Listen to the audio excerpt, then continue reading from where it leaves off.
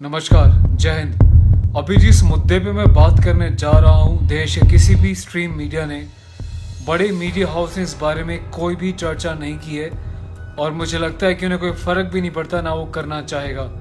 जब भी देश में फौजियों के साथ, अर्धसैनिक बलों के साथ या पुलिस वालों के साथ कोई जेन्युइन घटना घटती है और मुझ तक वो पहुँचती है या उनके परिवार वाले जब मुझे संपर्क करते हैं, तो ये मेरी जिम्मेदारी बन जाती है आप लोगों तक उस खबर को पहुंचाना, इस देश तक उस खबर को पहुंचाना। अब वो खबर आप तक तो मैंने पहुंचा दी, अब आप इसे कितना आगे तक पहुंचा पाते हो, कितना आप अपने फौजी भाइयों को इंसाफ दिलाने में योगदान दे पाते हो, वो आपके ऊपर है कि आप वाकई हमारे वीडियोस को शेयर करते हो आगे तक पहुंचाने के लिए, या देख के किताब की तरह बंद कर देते हो।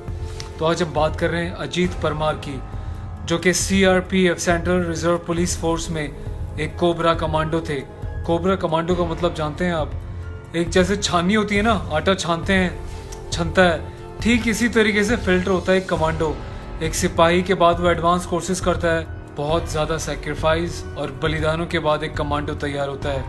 वो कमांडो जिसके लिए कड़कती हुई धूप, बर्फीली ठंड, आंधी तूफान कोई मायने नहीं रखते, सिर्फ उसका एक ही लक्ष्य होता है, अपने टारगेट को अचीव करना, चाहे वो जिस भी फॉर्म में हो। तो एक जाबाज कमांडो जो CRPF का कोबरा कमांडो था, अजीत परमार जिनका नाम था, वो सफ़र कर रहे थे दिल्ली से लेके बड़ौदा के लिए, जिनकी ट्रेन का नंबर था 02952, कोच नंबर था B5, सीट नंबर था 50।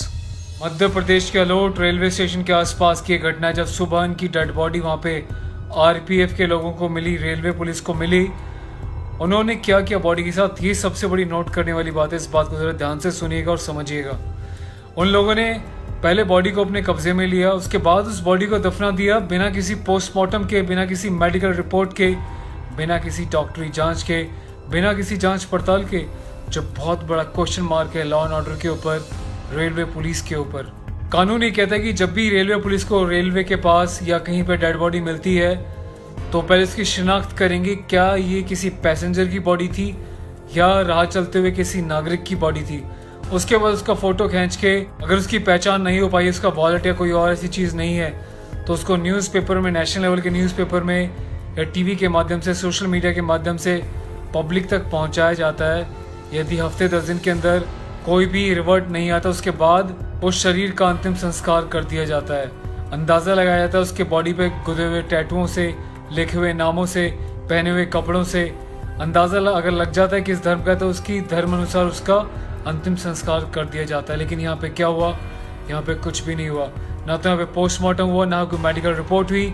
पुलिस ने सीधा उठाया और एक सामान की तरह गड्ढा खोद के उस कमांडो की बॉडी को उसमें दफना दिया। वो तो शुक्र है कि कमांडो का जो भाई था वो खुद RPF में है। जब रेल पहुंची महाराष्ट्र, मुंबई के आसपास, जब रेलवे में देखा गया कि उनका सामान बिल्कुल अनअटेंडेड है, कमांडो साथ में नहीं है, तो घर वालों ने और पुलिस ने इंक्वायरी की, पूछा, तो पता चला कि फलाने ट्रैक पे एक डेड बॉडी मिली है सुबह सुबह।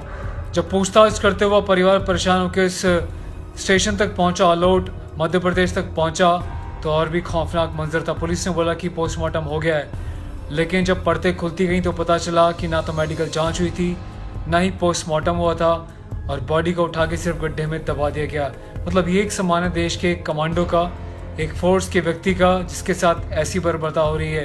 वो तो शुक्र है कि पता चल गया, अगर पता नहीं चलता तो एक आम आदमी की लाश ऐसी गड्ढे में दफन हो जाती, क्योंकि पुलिस अपनी जिम्मेदारी से भागी, RPF अपनी जिम्मेदारी से भागी।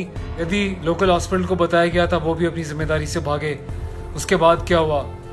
जब परिवार ने सवाल पूछे तो ना तो प्रशासन के पास कोई जवाब था, ना पुलिस के पास, ना RPF के पास, ना ही मेडिकल डॉक्टर्स के पास। तो बदले में एक्शन हो गया है। वहाँ का जो भी इंचार्ज था उसको पुलिस डिपार्टमेंट से सस्पेंड कर दिया गया, RPF से, और साथ ही साथ मेडिकल टीम का जो वहाँ पे कंसर्न अथॉरिटी, उसको भी सस्पेंड कर दिया गया है। लेकिन क्या सस्पेंड कर देना बहुत है?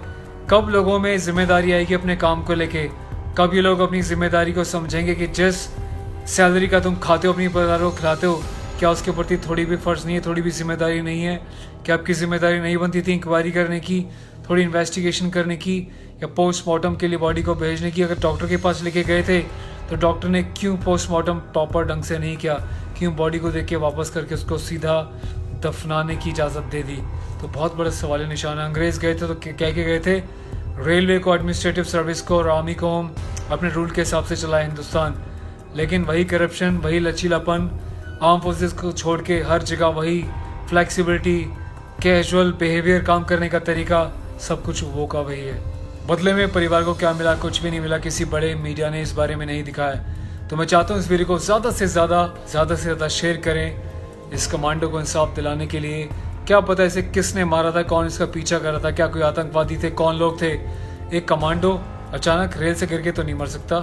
कोई राह चलता हुआ पैसेंजर भी अगर हाथापाई भी हो जाती चोर उच्चकों से तो भी कोई उसको मार नहीं सकता था। इस बात की गारंटी तो कोई भी ले सकता है। कोई भी व्यक्ति जो कमांडो के बारे में जानता है वो समझ सकता है कि कमांडो को मार के फेंकना इतनी आसान बात नहीं थी।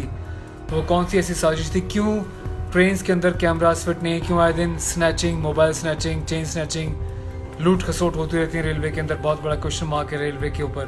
तो भाई इस वीडियो को शेयर कीजिएगा और हम प्रार्थना करते हैं रॉयल सोल्जर चैनल के माध्यम से अजीत पारमर भाई की आत्मा को प्रभु परमात्मा शांति दें, उसके परिवार को उस दुख से लड़ने की शक्ति दें और भाई को इंसाफ दिलाने के लिए वीडियो को प्लीज़ शेयर करें। Thank you so much for watching royal soldier on YouTube. Take care of yourself, stay safe. जय हिंद।